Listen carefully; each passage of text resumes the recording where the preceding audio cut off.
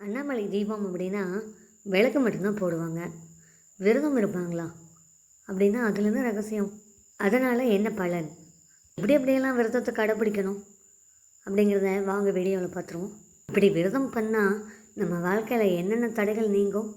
தேநீர் கதைகளின் ஆலய தரிசனம். மிகவும் முக்கியமான ஒரு விஷயமான மகா தீபத்தன்னைக்கு எப்படி விரதம் இருக்கணும் அப்படின்னு பல பேருக்கு தெரியாது. அதை தான் நம்ம இன்றைக்கி இந்த வீடியோவில் தெரிஞ்சுக்க போகிறோம். ஒவ்வொரு வருடமும் வர இந்த கார்த்திகை மகா தீபம் சாதாரண தீபம் கிடையாது, சிவபெருமானோட ஒளி அப்படின்னு சொல்கிறாங்க. அப்போ அவருக்கான சிறப்பான நாளில் பக்தர்களுக்கு சிவனருள் கிட்டியே தீரும். ஓம் நம சிவாய. சேனலை சப்ஸ்கிரைப் பண்ணிட்டீங்களா? மறக்காமல் சேனலை சப்ஸ்கிரைப் பண்ணிவிடுங்க. அங்கே முதல்ல மகா தீபம்னா என்ன அப்படின்னு பார்த்துருவோம். இந்த தீபம் திருவண்ணாமலை மீது ஏற்றப்படும் பெரிய தீபம். தீபம் அருணாச்சல பெருமானின் சுயரூபம், உலக மக்களுக்கான ஒளி அப்படின்னு கூட சொல்லுவாங்க. உலகத்தில் ஒரே ஒரு நாள் சிவபெருமான் தீப ரூபத்தில் காட்சியளிக்கும் இந்த நாள் மகா தீபம். சரி, அதற்கு எதற்கு விரதமெல்லாம் இருக்கணும் அப்படின்னு தானே கேட்குறீங்க. பழங்காலத்தில் சொல்லும்படி இதை கடைபிடிச்சா வீட்டில் சண்டை குறையும், தொழில் தடை நீங்கும், மன அமைதி, உடல் ஆரோக்கியம் இதுவெல்லாம் பெருகும். இந்த மகா தீபம் தொடங்கி அடுத்த மகா தீபம் வரை 365 நாள் இவனோட பாதுகாப்பு நம்ம குடும்பத்துக்கு இருக்கும். இப்போ நீங்களும் விரதம் இருக்கலாம் அப்படின்னு சொல்லி முடிவு பண்ணிட்டீங்களா? எப்படி விரதம் இருக்கணும் அப்படின்னு தானே கேட்குறீங்க. அதுக்கும் முன்னாடி வீடியோவை லைக் பண்ணிக்கோங்க, ஷேர் பண்ணுங்கள். சேனல் இன்னும் சப்ஸ்கிரைப் பண்ணலைன்னா மறக்காமல் சப்ஸ்கிரைப் பண்ணிக்கோங்க. அப்போ தான் இது போல் வித்தியாசமான தகவல்களோடு உங்களுக்கு நாங்கள் போடுற எல்லா வீடியோவும் வந்து சேரும். பக்கத்தில் இருக்க ஆல் பட்டனை கிளிக் பண்ணிக்கோங்க. சப்ஸ்கிரைப் பண்ணியாச்சா? ஆல் பட்டனை கிளிக் பண்ணிட்டீங்களா? மகா தீபத்தன்று எப்படி விரதத்தை தொடங்கணும்? அதிகாலை 4:30 to 5:30 அமிர்த வேலையில் எழுந்திரிக்கிறது ரொம்ப சிறப்பு. நீங்கள் வீட்டிலேருந்தும் கடைப்பிடிக்கலாம்.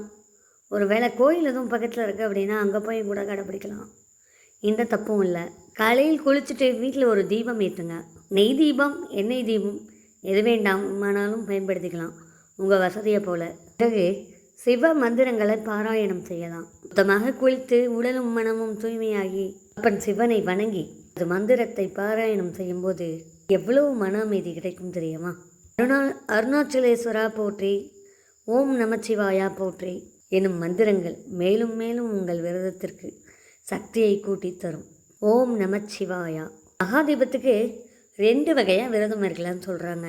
ஒன்று தண்ணீர், இளநீர், பால் அந்த மாதிரி அருந்திட்டு நம்ம எதுவும் எடுத்துக்காமல் உபவாசம் இருக்கலாம் அப்படின்னு சொல்கிறாங்க. ஒரு சிலர் சைவ விரதம் இருக்கலாம், பூண்டு வெங்காயம் சேர்க்காத உணவுகளை எடுத்துகிட்டு இருக்கலாம் அப்படின்னும் சொல்கிறாங்க.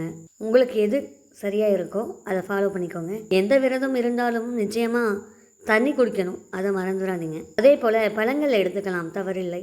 எந்த கடவுளுமே உண்ணாமல் விரதம் இருக்க சொல்லலைங்க. ஒரு நாள் முழுக்க உண்ணாமல் இருப்பதற்கு காரணம் நம் உடல் முழுமைக்கும் தூய்மையாகும். அதனுடனே சேர்ந்த இறைபக்தி. சேனலை சப்ஸ்கிரைப் பண்ணிட்டீங்களா? சப்ஸ்கிரைப் பண்ணிவிடுங்க. இந்த மகாதீப நாளில் சிலருக்கு உதவி கூட செய்வாங்க. தீப எண்ணெய், நெய் தேடும் வரும் பக்தர்களுக்கு சாப்பாடு எல்லாமே கொடுப்பாங்க. கொடுக்கறதால பெரிய புண்ணியன்னு கூட சொல்கிறாங்க. இதில் மிகவும் முக்கியமான நேரம் மாலை நேரம் தாங்க. மனசை மிகவும் அமைதியாக வைக்கணும். இந்த நேரத்தில் மேல்மலையில் பெரிய தீபத்தை ஏற்றுவாங்க.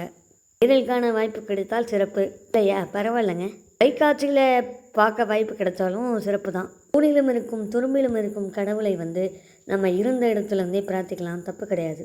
ஓம் அருணாச்சலேஸ்வராய நமக, ஓம் சிவாய நமக, ஓம் நமச்சிவாயா மந்திரங்களை தொடர்ச்சியாக சொல்லிக்கிட்டே இருக்கலாம். ஒரே ஒரு நிமிஷம் கண்ணை மூடி தியானம் பண்ணுங்க. அப்பா சிவனே, எங்கிட்ட இருக்க கவலை கஷ்டம் எல்லாத்தையும் நீயே பார்த்துக்க. இந்த தீப ஒளி எறிகிற மாதிரி என்னோடய வாழ்க்கை பிரகாசமாக இருக்கணும் அப்படின்னு சொல்லி பிரார்த்தனை பண்ணிக்கணும். இரவு நேரத்தில் கூட ஒரு தீபம் மறுபடியும் ஏற்றி தன்னோட குடும்பத்துக்காகவும் தன்னை சுற்றியுள்ள மக்களுக்காகவும் ஒட்டுமொத்த உலகத்துக்காகவும் நம்ம சிவபெருமான்கிட்ட நம்ம பிரார்த்தனை பண்ணிக்கலாம், தப்பில்லை. மகாதீபம் அல்லவா, நிச்சயமாக கேட்ட வரம் கிடைக்கும். உங்களுக்காக இந்த தகவல்களை எல்லாம் திரட்டி பல தகவல்களோடு உங்களுக்காக பயணிக்க இருக்கும் இந்த தேநீர் கதைகள். உங்களிடம் கேட்பதெல்லாம் ஒரே வரம் தான். சேனலை இன்னும் சப்ஸ்கிரைப் பண்ணலைன்னா பண்ணிக்கோங்க. இந்த வீடியோவை உங்களுக்கு பிடிச்சவங்களுக்கெல்லாம் ஷேர் பண்ணுங்கள், நண்பர்களுக்கு அதிகமாக பகிருங்க, வீடியோவை லைக் பண்ணிடுங்க. மகாதீப விரதம் மிகவும் சுலபம்தான். உடல் தூய்மையும் மன தூய்மையும் இருந்தால் போதும். ஒரு நாள் சிவனுக்கு உங்களோட நேரத்தை கொடுத்து பாருங்களேன். உங்கள் வாழ்க்கையில் பல வகையான மாற்றங்கள் நடக்கும். நிறைய நல்லது நடக்க போகுது. இது போன்ற ஆன்மீக தகவல்கள் மட்டும் இல்லாமல் கதைகள், விடுகதைகள், கவிதைகள் உங்கள் சிந்தனைக்காக பல தலைப்புகளில் வளம் வந்துட்டுருக்க நம்ம தேநீர் கதைகளை நீங்கள் சப்ஸ்கிரைப் பண்ணிட்டீங்களா? நம்ம சேனலை சப்ஸ்கிரைப் பண்ணி உங்கள் ஆதரவை எங்களுக்கு கொடுங்க. நீங்கள் கொடுக்குற லைக்கும் கமெண்ட்டும் தான் மேலும் ஒரு புதிய வீடியோவை உருவாக்குறதுக்கான உற்சாகம். மறக்காமல் கொடுத்துட்டிங்களா? Like, share, comment.